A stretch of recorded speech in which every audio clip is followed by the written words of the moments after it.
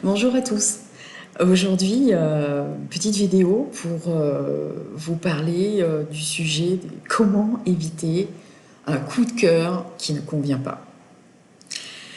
Vous avez sans doute déjà entendu l'expression « le cœur a ses raisons que la raison ignore ».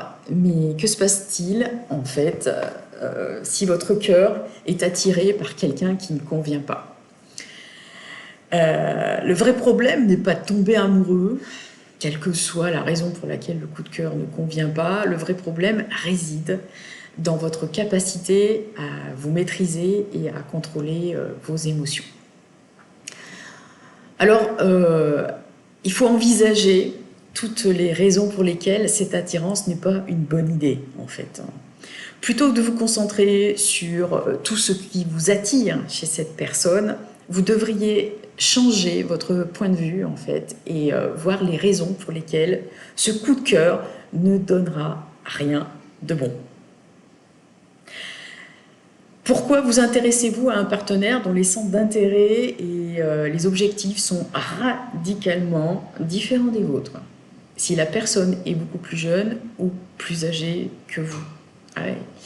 L'écart d'âge, on peut en parler. C'est vrai que quand on a 20 ans, on peut tomber amoureux d'une personne de 40 ans, mais on n'a pas la même vie, on n'a pas la même expérience, on n'a pas les mêmes objectifs. Alors déjà que c'est pas forcément une obligation quand on a à peu près le même âge, mais quand l'écart d'âge est très grand, là c'est carrément conséquent. Si vous êtes attiré davantage par le fait que vous pouvez mener cet homme par le bout du nez que par l'individu en lui-même,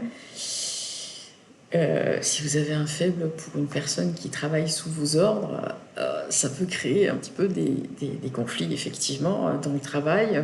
Alors, même si aujourd'hui c'est un fait avéré, excepté la période de confinement et le télétravail, c'est vrai qu'on rencontre beaucoup sur le lieu de travail. Mais est-ce forcément une bonne idée? Pas toujours, parce qu'après, si ça se passe pas bien, il faut pouvoir composer. Cherchez-vous à damer le pion à votre frère, par exemple, plutôt que d'aimer cette fille. Si vous vous éprenez de sa petite amie, cela peut être le cas pour une série de raisons, notamment votre besoin de vous raccrocher à quelqu'un et votre vulnérabilité, auquel cas le moment est mal choisi pour prendre une décision. Donc là, c'est clair que si on parle du frère, mais ça peut être l'ami, hein, si vous vous sentez attiré par la compagne ou le compagnon de votre meilleur ami ou d'une connaissance que vous appréciez, il faut bien réfléchir, quoi. Analysez aussi votre vécu sentimental. Vous pourriez souffrir de problèmes sous-jacents qui devraient être corrigés pour apprécier un engagement amoureux sérieux. Vous posez des questions sur la situation actuelle de votre relation amoureuse. Tous les couples, même les plus heureux, peuvent évidemment éprouver une attirance inoffensive de temps à autre, mais vous devriez vous poser des questions sur la relation actuelle. Si votre coup de cœur devient plus sérieux, c'est le moment ou jamais de vous en aller sans provoquer de conséquences trop graves s'il y a un problème. Vous devriez surtout vous poser des questions sur le statut de votre relation amoureuse actuelle. Pour un petit faible inoffensif, est-ce que ça vaut le coup de tout casser? Peut-être que passer par la communication et apprendre à relationner autrement serait la solution. Évaluez les retombées éventuelles. Demandez-vous si une éventuelle relation amoureuse avec une personne vaut la peine d'endurer tous les soucis que vous allez vous faire et quelles sont les chances de survie en fait d'une telle relation avec tout le chaos qu'elle va provoquer. Plus vous allez rester avec une personne, plus vous allez vous attacher. Et si d'ores et déjà, au suite de l'évaluation que vous aurez faite, vous pressentez que cette relation n'aboutira à rien, pourquoi vous engager dans cette relation? Posez-vous la question. Songez à votre réputation.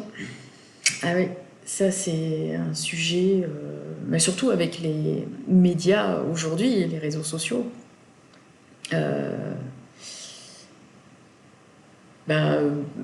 Oui, alors non seulement ne vous étalez pas trop sur les réseaux sociaux si vous êtes en relation avec une personne que vous ne sentez déjà pas trop.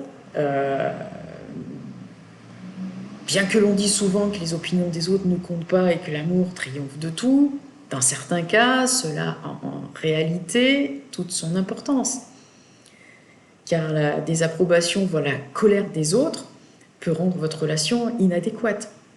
Et envisager des réactions de votre entourage par rapport à cette relation. Si vous savez, en fait, moi, il y a un test qui est très révélateur d'entrée de jeu quand je rencontre quelqu'un. C'est me dire, est-ce que je présenterai cette personne à mes amis et à ma famille? Si d'entrée de jeu, déjà, ça vous pose problème, ne rentrez pas dans cette relation. Si, tout de même, vous rentrez dans cette relation, je pense qu'il faut se poser des questions sur votre dépendance affective. Et je vous invite donc à prendre contact avec nous. Nous avons des solutions, pas pour identifier la dépendance affective, hein, parce que ça, bon nombre d'outils existent déjà. Des tests pourront être faits avec nous, mais c'est surtout pour en sortir.